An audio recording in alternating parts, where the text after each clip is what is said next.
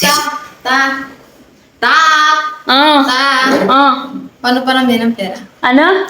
Paano parami ng pera? May pera ka? Oo, 1,000. Oh, may 1,000 ka. Yeah, bigyan mama. Bili mo na ng damit. Sala, ano ba tanong mo? Paano parami ng pera? Kasi lang. Ano? Gusto kong bumili ng maraming Sasakyan? gamit.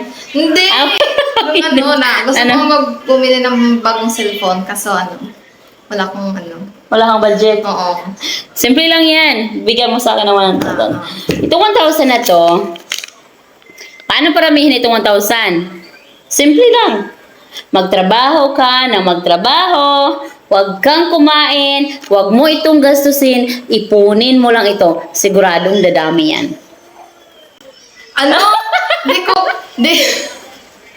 Di kakain! Yes, huwag kang kakain. Paano ko maparami yung pera kung di ako mabubuhay, walang kain? Wala. Pag walang kain, di ako mabubuhay. Sayang ng pera. Tama ka. Simple lang naman. Okay. Siyempre, gagastusin ko yung pera ko. Tipid-tipid ka muna. Magtipid ka. Kasi gastos ka ng gastos sa Shopee. Shopee, Lazada kaya ito. Sobrang napakagastos ito. Shopee, Lazada, dress. Ano pa? Ano pang binibili mo sa Shopee? May coming ka na na pang Shopee. Oo. Oo.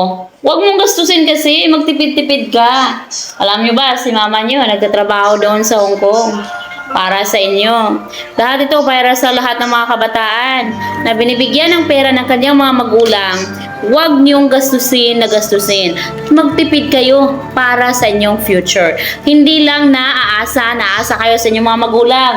Magtipid kayo. Wala pa kayong trabaho ngayon, magtipid kayo. Okay na? Oo. Very good.